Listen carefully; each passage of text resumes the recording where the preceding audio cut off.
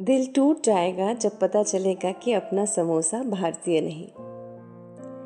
त्रिकोणीय प्रेम कहानियों में इतना स्वाद नहीं जितना कि इस पेट फुलाए त्रिकोणीय समोसे में है। 3 चोंच निकले कोने, आलू में फुला हुआ पेट और उस पर एक सीधी लकीर। जब इसे हरी लाल चटनी में डुबोकर खाया जाए तो मानो जैसे स्वर्ग की सीढ़ियां मिट गई हों। बच्चे हो या बुजुर्ग, पार्टी हो या शाम की बैठक, हर जगह समोसा ने अपनी जगह बना ली है। तभी तो हर शहर, हर गली के नुक्कड़ पर समोसे की दुकान दिख ही जाती है।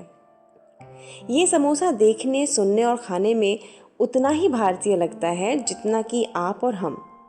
लेकिन दुकानों से समोसे खरीदता अज्जू, चटनी के साथ चटकारे लेकर खाती बिन्नी, पोपले मुंह में जायका घोलते दद्दू और घूंघट की आड़ में गप्पा गप उड़ाती भौजी कहाँ जानती होंगी कि ये बेहद अपना सा लगने वाला समोसा भारतीय नहीं। अब सवाल उठता है कि हमारा प्यारा कड़क समोसा कहाँ का है, आखिर किस देश से आया है। जायके के ज्ञानी बताते हैं कि ईरानी इतिहासकार अबुल फजल बेहागी ने अपनी किताब तारीख ए बेहागी में समोसा का जिक्र किया है और इस हिसाब से माना जाए तो समोसा तकरीबन 10वीं सदी में मध्य पूर्वी एशिया में पैदा हुआ था। यहाँ उसे सनबूसा कहा गया। 10वीं से 13वीं सदी की अरबी पाक शास्त्र की किताबों में समोसा को एक नया नाम दिया गया, संबूशक। मिस्र, सीरिया और लेबनान में तो अभी तक यही नाम चलन में है।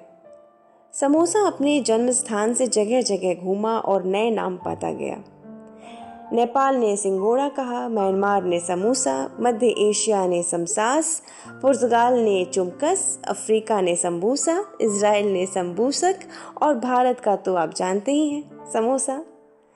खैर, साहब शेक्सपियर कहकर गए हैं कि नाम में क्या रखा है, तो चलो किस्सा आगे बढ़ाते हैं। पारंपरिक संबूसक अर्धचंद्राकार होते थे, कुछ गुजिया जैसे। उनमें मांस, प्याज और मेवे की जायकेदार भरावन होती और गर्म तेल से भरी कढ़ाई में धीमी आंच पर इन्हें सुनहरा होने तक तला जाता था। कुछ जानकार कहते हैं कि समोसे की पैदाइश मिस्र की है।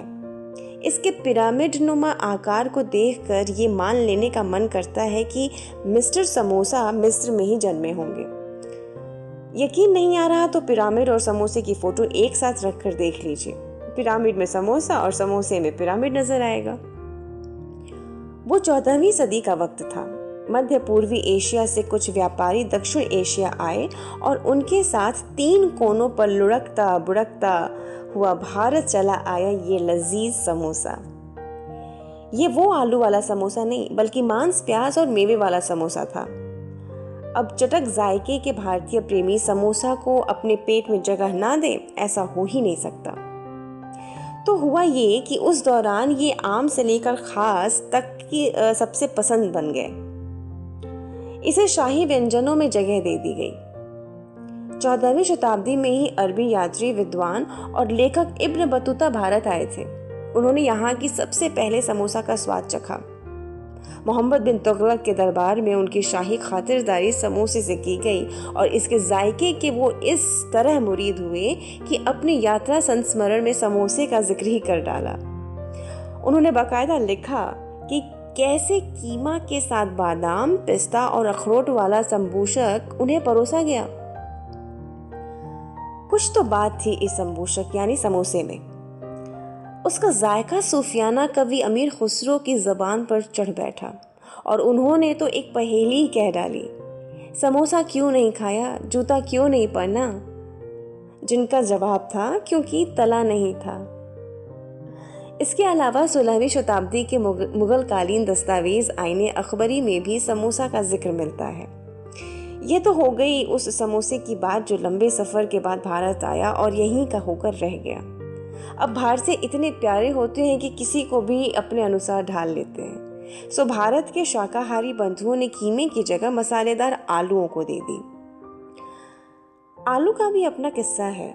सब्जियों के राजा आलू को यूरोपियों ने दक्षिण अमेरिका में जाकर खोजा था।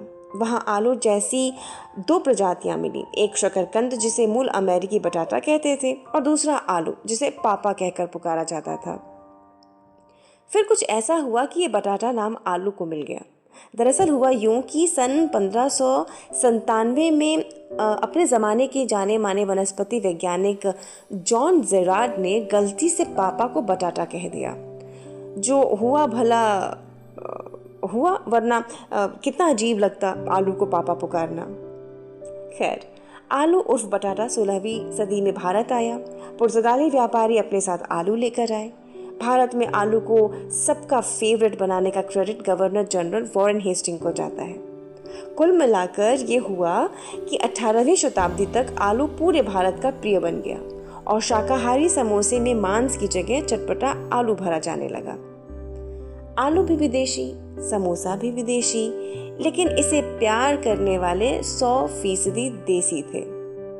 भारतीयों ने पूरे प्यार से इन आलूओं में चटपटे मिर्च मसाले मिलाए और इसे भारतीय संस्कृति के अनुसार बना दिया, यानी शुद्ध शाकाहारी। हाँ, प्रांतीय बदलाव के साथ इसका स्वरूप जरा बदलता रहा। जैसे उत्तर भारत में समोसा का बड़ा रूप दिखाई देता है। उत्तर और पूर्वी हिस्से में छोटे समोसे बनते हैं जिन्हें सिंघाड़ा कहा जाता है। दक्षिण भारत के राज्य जैसे आंध्र प्रदेश में बहुत छोटे और प्यारे समोसे मिलते हैं और इनमें आलू नहीं, कीमा भरा जाता है। बंगाल में समोसे जैसे एक मावे भरी मिठाई होती है जिसे लबंग लतिका कहा जाता है। इंसान 4 दिन रह जाए तो उससे प्यार हो जाता है। अब समोसा तो 600 साल से है हमारे देश में और हमें इससे भयंकर प्यार है, बेइंतहा वाला, है ना? तो चटनी लाल हो या हरी मिर्चीदार, समोसे के नोक को चटनी में डुबाकर मजे से खाइए, क्योंकि जिंदगी एक सफर है सुहाना अगर साथ है लजीज खाना।